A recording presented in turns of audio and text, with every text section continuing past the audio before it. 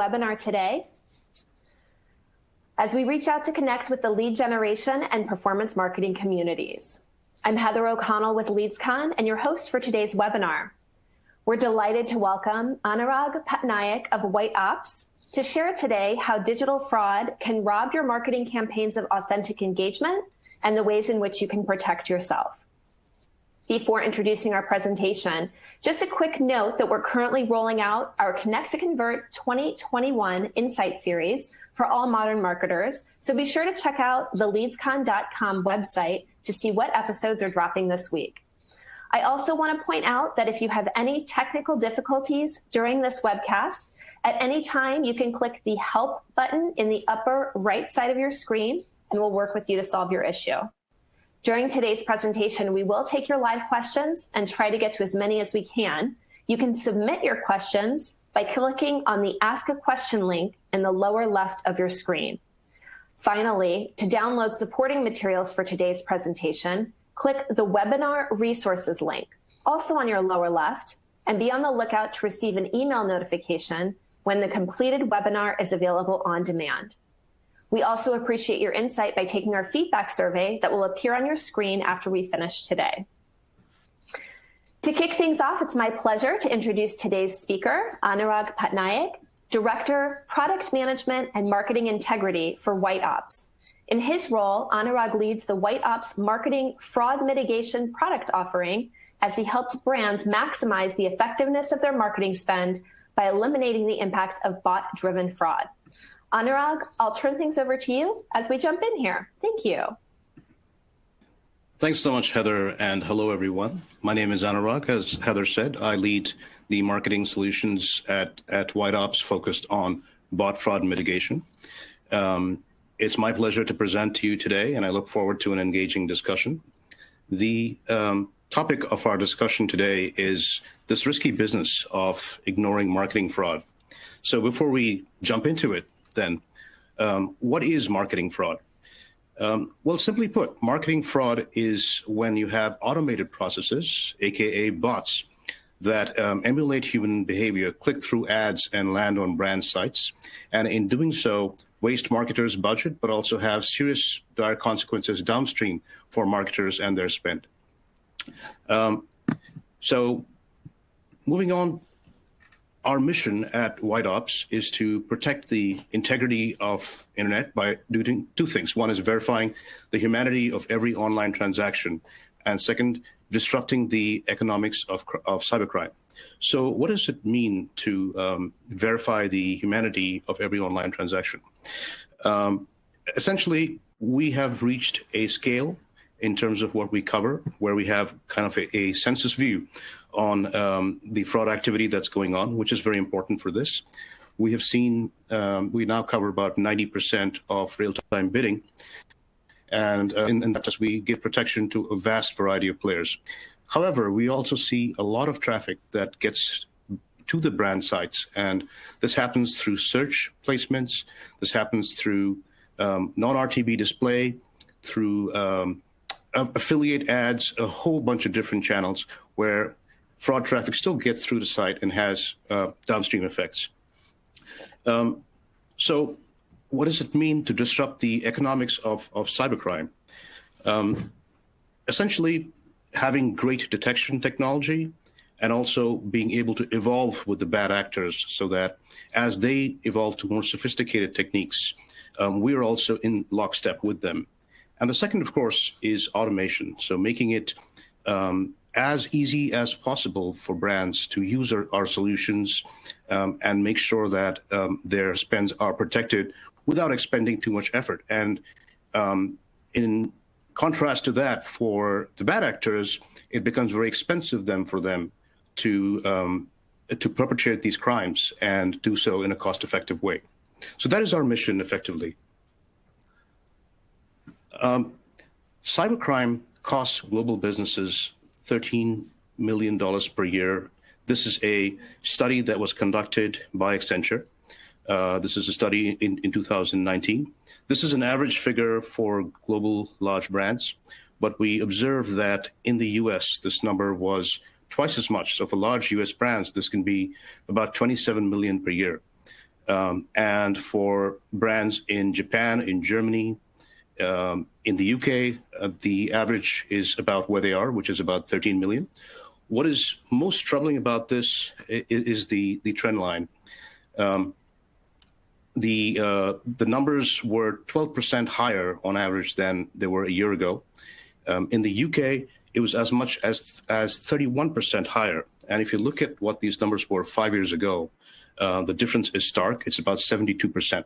So cybercrime definitely has been evolving at a very fast pace. The study also goes on to make a couple of interesting observations. How is cybercrime evolving? So number one, by exploiting the human engagement layer and not just technology, that is by participating with humans as humans and perpetrating cybercrime. This is a trend that is growing at a very fast pace. The other thing that cybercrime is doing is looking beyond just stealing data, but actually manipulating data and changing the actual offerings of sites and digital platforms, which has far-reaching consequences. The first part of this, what we're going to talk about today, which is having humans be in the path of cybercrime, and that effectively is what marketing fraud is. So let's talk more about marketing fraud. Look, essentially, if you had 1 million humans that were actually fake, what could you do from a marketing perspective? Imagine that you could take 1 million fake humans and have them work with marketing campaigns, and what impact could you perpetrate with that traffic? So let's take a look at that.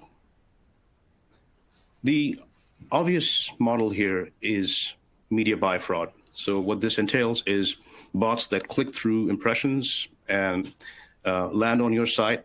And if the payouts are on click basis, then brands stand to lose. Often this is through competitive assaults. Sometimes it is just through bad actors in the ad ecosystem that wish to make money by fake traffic. This has a very broad deployment, but as you become more sophisticated, the effects are worse. For example, we've seen examples where bots will fill out forms and submit sign-up information. Sometimes it might be for incentives that they're getting for signing themselves up, for signing up friends. They go on to monetize this at a higher rate because it is the generation of leads and the provision of incentives. So this is slightly more sophisticated and therefore more payout to your bot audience. The methods become even more sophisticated when it comes to targeting. So with targeting, bots pre-qualify themselves into audience pools with large networks like Facebook and Twitter, and essentially they qualify as audiences that brands are interested in, and brands end up spending money pursuing traffic they think is real and in their wheelhouse turns out to be bot segments. You pay a higher premium for such audiences. This also is relevant to retargeting, and retargeting is where you, as a brand, you are contributing to this by having visitors on your site essentially be followed all over the internet and then be brought back to your site, and you pay a significant premium for that. We've seen agencies we work with that say something is not right with our lookalike modeling. We take our core campaigns and then we extend it to lookalike audiences, and those audiences turn out to have far worse performance than our core audiences. Why is that the case, right? So you can see that there are many ways to progressively, in more sophisticated ways, impact the advertiser's budget. And finally, the bot traffic does not convert, right? So there's lost opportunity, and brands that effectively have spent money in all these ways do not reap the benefits. And most often, because these bots are so sophisticated, their efforts go undetected, and brands attribute the losses to marketing efficiencies and not to the direct impact of bots. In some cases, the bots actually do go on to purchase products, and this is not common, but it does happen. And when they go on to purchase products, that might be in an instance where there is limited supply of a product and bots can pose as humans, arrive on site, purchase products, and then go on to sell the products at a premium. So there's another way to make money. So you can see that if you have 1 million users at your disposal, you can exploit brand monies in a variety of ways. Now let's dig a little deeper into how we could exploit each of the marketing platforms using this audience. So let's say that we're trying to do audience targeting. You have a bot which might click on certain products. Let's say that it's a shoe brand, and bot is clicking through content and basically providing purchase intent in the process. Your favorite audience platforms, Facebook, Taboola, TikTok, Insta, they all will, if they don't detect the bot, will end up looking this as a real human with purchase intent. And then brands will go on to buy such audiences on those platforms, and they will build targeted campaigns to these audiences. And with those ad placements, they'll be clicked back to your sites. In this process, effectively, you've paid a higher premium for this audience, and that payment is back to the platform. What is worse is a missed opportunity. If you do not convert a user in this process, you might have converted a different user that was real, and that user would not just generate a click and a conversion, but there would be a lifetime value associated with it, which you would have effectively lost. That particular user might go with another brand. So in this way, the losses associated with the impact of the bot are not just immediate, they're also longer term. Let's think about remarketing platforms, how it should work. If you have a visitor to your website, effectively, you get some signal that the visitor is interested in your products and offerings. And when the visitor leaves, you're working with your remarketing platforms to bring them back to your site.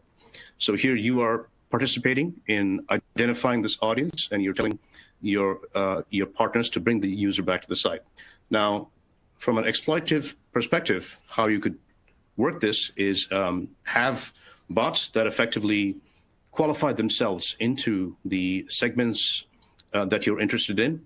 For example, in the case of remarketing, you have bots visiting your site, and let's say that it's an insurance provider.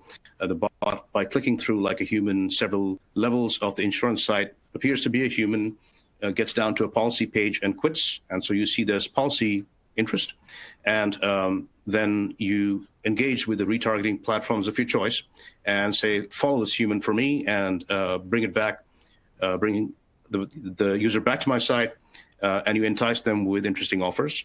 So effectively, you're paying a high premium here in this case. There's lower funnel of wastage, and you're paying this back to your retargeting platform. And of course, there's an ad placement and a click to your site, and you have a bot visitor, which will not convert. So in this case, you have this instance of remarketing fraud and also the lost conversion LTV as well. So the impact is even more. Now, it is also possible to exploit marketing spend, not just in the short term, but in the longer term using bots. This is when bots get in deeper into your funnel, not just on the site, but deeper into the various data platforms that marketers engage with. So let's say that we're talking about an auto brand here. You have a bot that clicks on the auto site and expresses interest in the product. And most advertisers want to enrich their customer data. They may want to learn more about this user and place a nuanced promotion to the user. The same bot might go to a whole bunch of other publisher sites and advertiser sites and kind of self-identify into the interest category, and thereby provide some information that might be useful for enrichment. So your partnering DMPs and CDPs will then take the signal and then look at enriching it both from you and from those other sources. And if they don't detect that it's a bot, then what you have effectively are segments that you create using this data, and then use that segment in a variety of ways to reach the same user. It could be email campaigns, it could be brand ads, it could be search. There are many, many ways that you could be leveraging your segment data in order to engage with users that have come to your site and that you've enriched. So the impact here is not just your media wastage and lost opportunity, but also the monies that you'd pay to DMPs and data systems to carry this bad data, and you may carry it for a very long time. But also the confused analytics. Your analytics systems would be hosting this data. You'd be slicing and dicing it and creating your segments, and that is wastage as well. So just the technical cost of carrying this data in all these systems is actually pretty expensive. Now, we all know that marketing is not a linear effort. It is a varied journey. You have users that might arrive on one channel and come back on another and convert. So very often conversions are last click in a more primitive sense, but we know that that's not the true journey. And now we have technology that will enable us to do cross-channel attribution. In fact, you may have a situation where a user might arrive on your site from a display ad, but then go and search for something, and then the conversion might be associated with the search.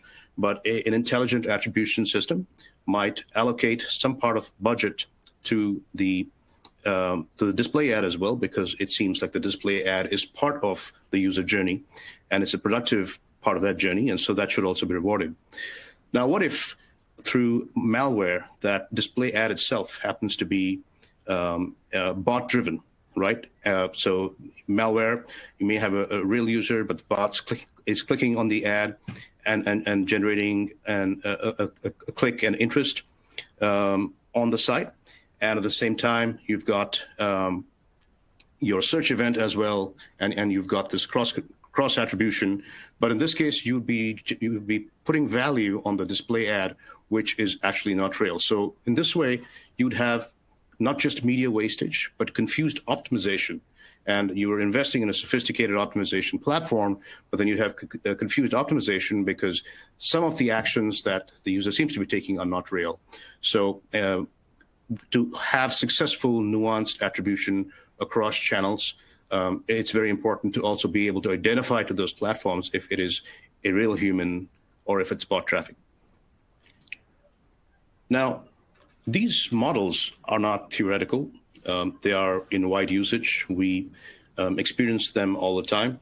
I'll give you an example of a luxury automaker that we've been working with. The automaker saw a rapid decline in their conversion rate, and they suspected that it might be bot traffic, but of course they had no way to verify. At that point, they engaged us. We realized that they had spent a lot of their time actually trying to improve their conversion funnel because they thought it might be associated with the conversion funnel, and spent time building creative and thinking there's something on the creative side that was creating issues in conversion.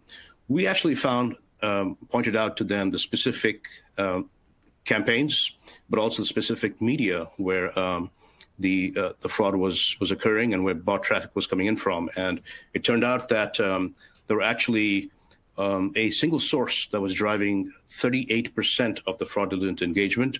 This was an easy win, but the story doesn't end there. We managed to mitigate this, and they had a cleaner, essentially cleaner human to bot ratio. But we observed that over time, there were new threats, and those threats were different, and they needed to be mitigated.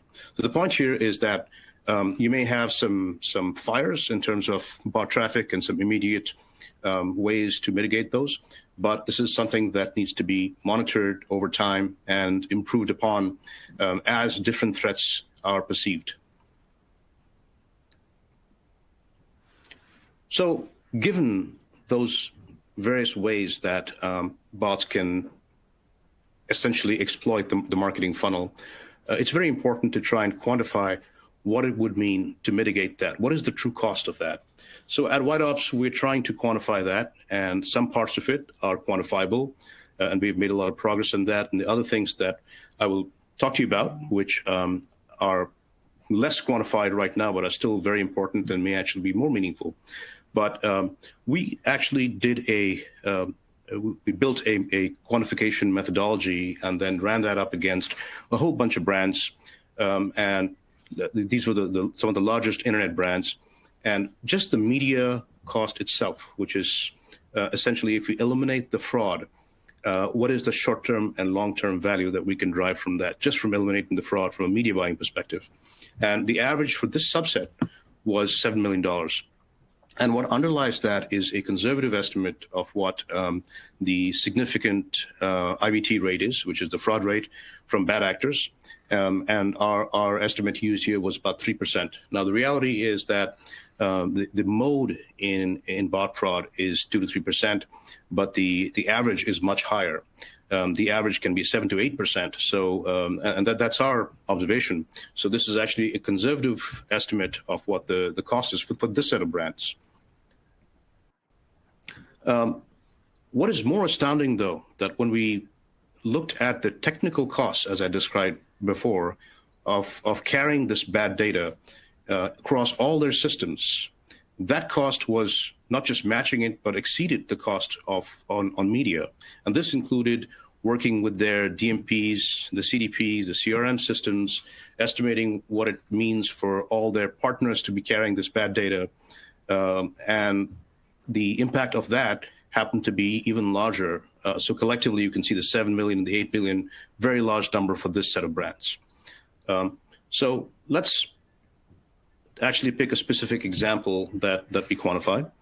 There is a major US bank for which we essentially scored. The flip side of saying this is your risk is to say this is the possible ROI if we can mitigate that fraud. So we went even more conservative here, and we said, what if we can mitigate 2% of fraud for you, right? So you can imagine what their budget is, but the mitigation, essentially the gains from eliminated frauds was about $1.2 million. However, you can see that the LTV gains was $2.4 million, and the saving on the tech stack, another $1.87 million. What is the saving on the tech stack again? Well, we have a way of tracking, essentially working with the brand and with other technology to understand what are all the systems that they're plugged into, the marketing systems they're plugged into, and where can we mitigate. So you can see here on the right, you've got a whole bunch of analytics platforms, experimentation, audience building, DMPs, and CRMs. And the 2% then proliferates into all these systems, and it's additive in terms of impact. So if we mitigate against all of them, then in fact, the savings are quite substantial. So you can see that for this brand, even at a more conservative 2%, is 5.17 million. Now, if this were 3%, with each percentage point of fraud, it goes much higher. So this is one way of understanding what the risk is at a very quantified level of fraud that is perpetrated through bot traffic, which is marketing fraud. But it doesn't stop there. Bad data has also a huge risk. Brands are, and particularly marketing departments, are essentially constrained in a lot of directions. There's shrinking budgets and the thought that you can be more and more efficient with it. You are asked to drive efficiencies while driving growth and getting more and more customers on board, new customers, but also increasingly being accountable for data governance and compliance. So this is a whole different dimension that you're adding to marketing efforts.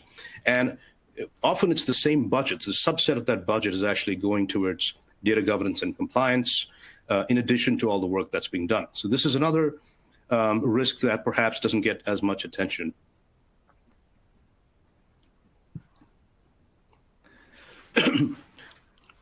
And further, it's not just the risk of bad data, but it is the risk of failure. So if you do fail, in the sense that there are violations to the big regulations from GDPR or CCPA, that cost can be pretty significant.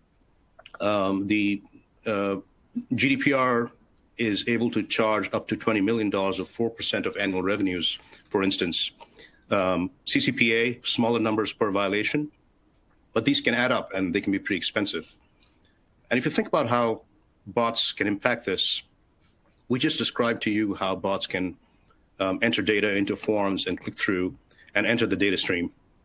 Now imagine they could also sign up on the consent forms on GDPR. If they can enter the data streams through marketing forms, they can certainly fill this up. Imagine that you have a malware on a user's device that actually does this for a user. So without the user's consent, real consent, the malware provides consent.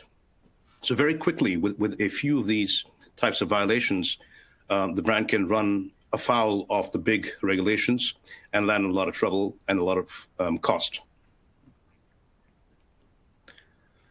Above and beyond this, there is the human cost. There are legal battles, of course. Here you've got an example where there's two companies in the golf space. Top Shelf was sued for clicking repeatedly on rival MotoGolf's pay-per-click ads.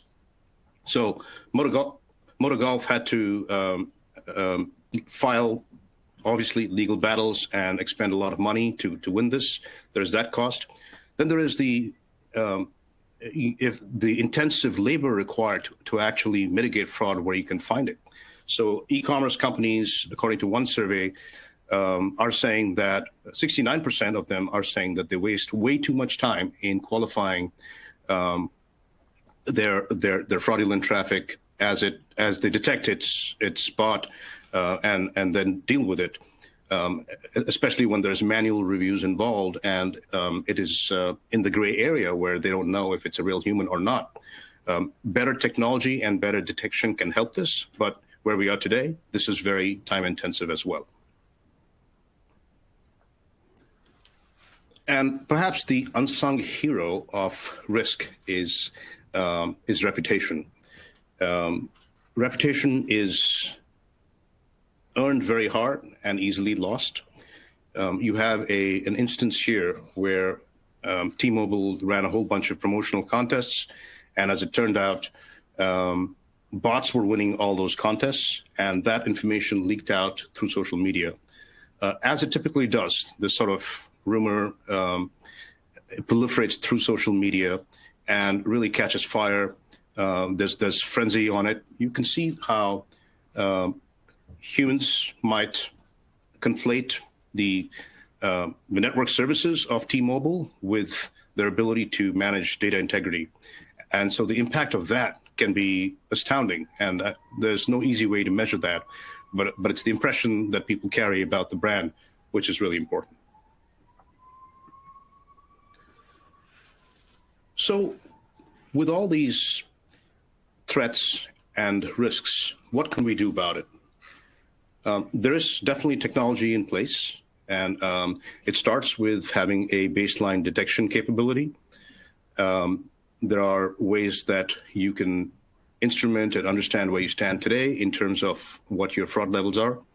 You may have current ways of asking your ad networks for clawbacks, but the payback on those clawbacks tend to be very small, about 20%. That can be significantly higher if there is real evidence that is attached to it. So your detection platforms will provide you that evidence, and that can be a good way to improve the rate at which the returns occur. We've also observed that on campaigns, with the detection insights, one can do manual broad strokes optimization. So you can see which campaigns, which media is impacting you the most from a bot constitution standpoint, and then you can start to clean those and invest your funds towards high integrity media. This is effective, although it is manually intensive. And then there's the idea that if you have a lot of bot traffic in CRM systems, your detection systems can give you detailed data, and then you can mitigate that against the CRM systems and connect the two together so that you can cleanse those systems and not carry on costs for a long time associated with that traffic. So there's a lot that you can do, but there's also a lot of effort, there's a lot of training to get all this in place. We see a different future in which there's less of this effort and the mitigation platforms can play a role.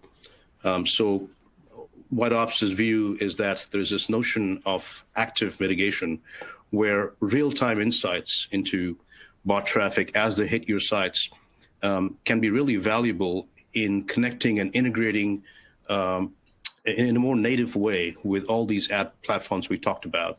So for instance, with audience targeting, if we were able to inform those platforms seamlessly in real time, what part of the traffic is human and what is bot, then we would make sure that you're only targeting the human traffic and that you're detargeting the bot traffic so that the bot never returns to your site. When it comes to remarketing systems and DMPs, then what active mitigation should help you do is to eliminate the calls to those systems to follow those users all across the internet by providing real-time intelligence to them that this is in fact not a human and therefore should not be tracked, right? And so this is another way that for remarketing and data systems, which can have higher costs, we can mitigate in real time. And then finally, for attribution providers, where you're trying to optimize your campaigns and your marketing spend across media, it is really important then also to provide the insight of what subset of that, of what seems to be good results in terms of outcomes and conversions is human versus what is bot. So we are not, this is not a doom and gloom story, of course. There's a lot that you can do. And what we're advocating is to get started and to look at these platforms and techniques to help with mitigation. And it starts with ensuring that you have real human conversations on your website and not engagement with bots. There are ways that data systems can be cleaned, and we could actually ensure that bot traffic does not enter data systems to begin with.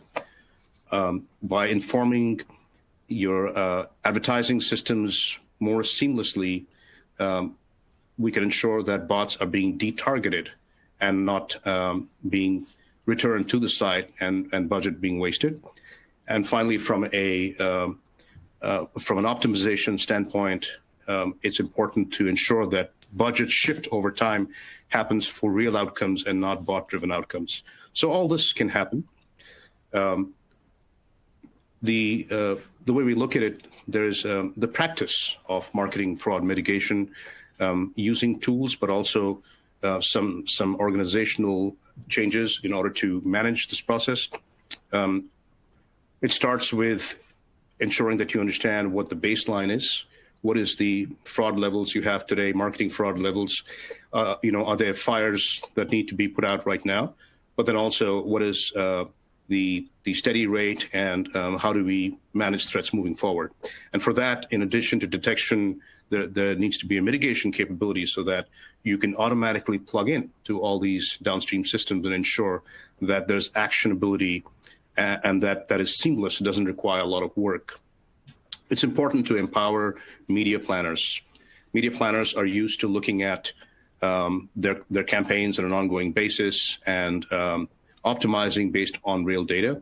But what they don't have in their planning tools today, whether it be Google Analytics or Adobe or other tools, is this additional bot layer that gives them insights into what part of their media is not productive just because it's going to non-humans.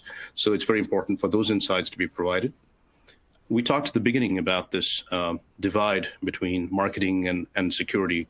That is very important to bridge. The folks that are looking at security off a site, maybe looking at large-scale threats and bot traffic in general, but they're not looking at the source of the bot traffic. And the marketing team, on the other hand, may be looking at what is driving media that is driving effective conversion, but not what is human and what is not. So when these teams collaborate, we get better results, in addition to, of course, having the platforms that they can operate upon. From a process standpoint, this can be a pretty hands-off process if the right tools are in place. So having monitoring on a regular basis so that sudden threats can be responded to, but then also periodic reviews where you look at what the bot traffic levels are and how they're evolving. And as we described to you, the measurement of ROI is paramount, as there's a lot of investment here in terms of platform and time, but the gains are far, far higher in proportion.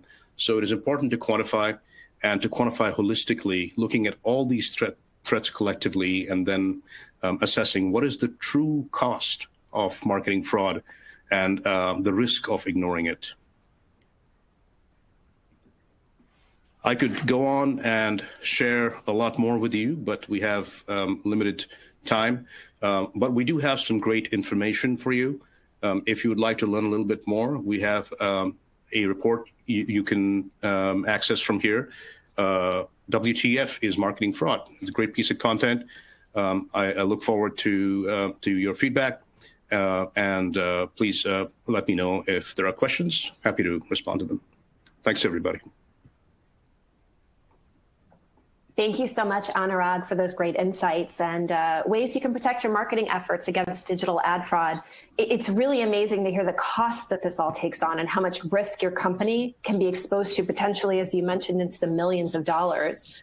I do want to take a minute. One of the things that I noticed for the poll questions, the insight it was able to give us based on the responses we received, I think one of the most interesting ones was the third poll. Over half of the respondents don't know who's responsible at their organizations for preventing marketing fraud. Is that something you tend to find when you're working with clients? Yes, this is one of the challenges, as I described. Marketing fraud kind of sits in this no man's land. There are all the security frauds that security teams is involved with, and the marketing guys are optimizing on conversion. And the related fraud, it just seems to be something that marketers are not looking at. Part of that is also because a lot of the big ad tech players are trying to address this problem up front. That is to make sure that every impression that is provided is actually a real human being. But as I described to you, there's a lot of that is actually coming from some of these large closed garden platforms and affiliates and native channels, a lot of different types of media, which is currently not covered with that ad impression protection. And so we find the fraud when it actually comes to sight. And you mentioned the litigation too. I think even understanding compliance and all of the issues around lead gen and certification, I agree that the litigation costs and the human costs with that is just going to continue to rise for sure.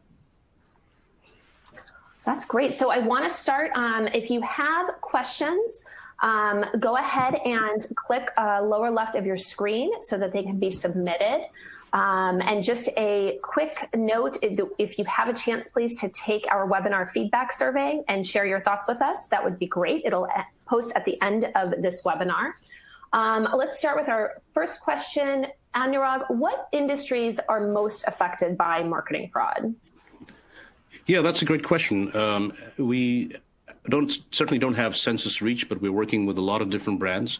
We find that the brands that have significant performance advertising spend and very competitive ad rates, like search rates, those are the spaces where there's an invitation to a lot of fraud. So that typically tends to be in sectors like banking, insurance. We've found a lot of fraud in the auto sector and a lot more. But I think these are some of the ones that rise to the top. Okay, great. Yeah, and you mentioned that, especially for the case study with the auto group that you had, the cost on that in the millions as well. The second question we have, thank you, Ryan. Hello. Does ad fraud correlate with TCPA lawsuits around wrong party contacts? You'll have to clarify that question for me, but I'm assuming that wrong party contacts is when you have leads that are not going to the right place. We haven't encountered, we certainly see this problem a lot. There are, in the auto industry, for example, you've got a whole slew of different types of intermediaries. You've got the dealership sites, you've got small auto sites and larger ones, and all of them are trying to get leads and qualify them. And very often those leads are going to the wrong places. There is certainly, if we find the bad actors, and there's a legal cost associated with battling that. So to that extent, I'm only guessing at the question here, but there would certainly be correlation. Okay, great. I think that definitely addresses it. If there's anyone else who has a question that they want to put in, or Ryan, if you wanted to further clarify that question, we can certainly look at that. If anyone does end up asking a question that we don't get to today, we can certainly follow up with you after the live recording as well.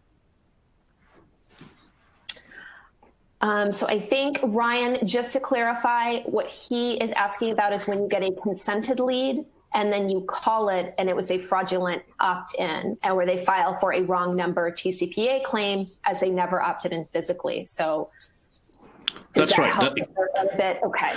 Yeah, that's exactly what I was describing. So that is prevalent. There is just a cost associated with it.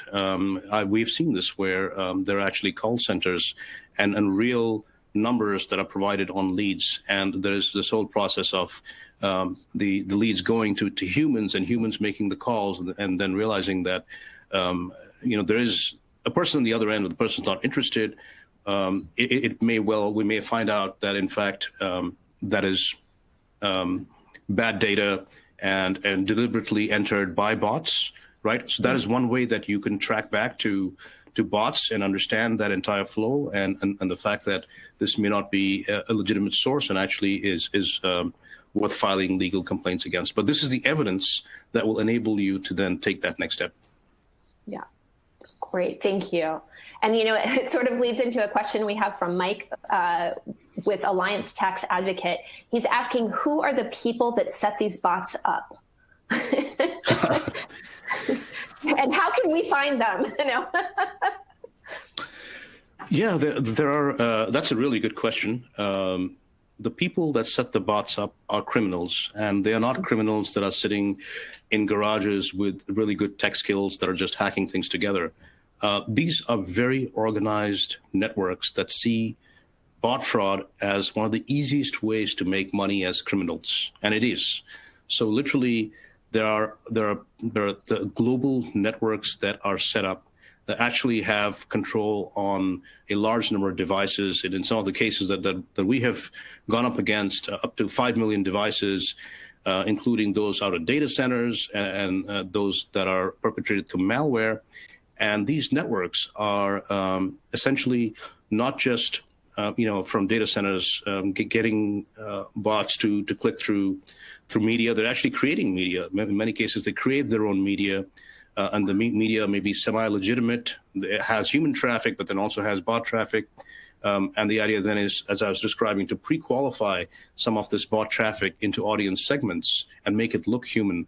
So very sophisticated. And there's a constant cat and mouse game with guys like us that are in this game, and the most sophisticated bad actors. So these are very organized, large-scale criminals. Wow. And just underscores further the need for us to continue to fight against these to protect, as you mentioned, a reputation and brands for sure. We have another question from Eileen with Vintage Marketing. Her question is, how do you detect a bot? That's a great question. Thank you, Eileen. Yes, this detecting a bot is has many levels to it. A few years ago, bots might have operated from a single IP address and attacked a site at scale, and you had network protection that would then see that this is happening and be able to block it. As I was describing to you, the bots now have become more and more human-like. They are programmed to look like humans. They actually not only, will land on your site, but then will navigate. We see the navigation patterns, bot versus human. So any sort of easy scale based technology would not work there. For White Ops, since we've been in this business for a long time, we've seen that there are some technical signals that we have gathered over time, essentially fingerprinting bots, and those signals are not understood by bots themselves, so they cannot decode it. It's not like saying, let's look like humans. There are just a whole bunch of technical signals that may have to do with the browsers they're using, the operating system, the way they navigate on the website, all those things put together that collectively indicate that it might be a bot. But we also need to be very cognizant of false positives. We don't want to point out that a human is a bot, because that could have bad press from those types of things. So that's the tricky part of it, is doing so at scale and making sure that we don't have a whole bunch of false positives in the process. Oh, that makes a lot of sense, definitely. So I don't see any other questions, but again, if you have any others, certainly welcome to reach out to us or check out whiteops.com and you can get in touch with their team there. Anurag, before we jump off, are there any last minute, last final thoughts that you'd like to share with our audience? No, I know that this conversation has been so much about the risks of marketing fraud, but we are here to manage that, and there are tools and technologies in place. The call really is to join the good fight and help us work with the data scientists and the tech folks we have in companies like ours, and make the economics of cybercrime so difficult that some of these guys go out of business. Yeah, that would be a great outcome, wouldn't it? Well, thank you so much, first to our audience for being here today, and Anurag, a special thanks to you and to White Ops for helping all of us in the marketing community start to address this fraud and learn more how to combat this, which we should be doing every day. You gave us some great tools to use, and I certainly hope that you and everyone on our call has a wonderful rest of your week. Stay safe, and thank you all so very much. Bye-bye. Thank you, everybody. Thank you. Take care.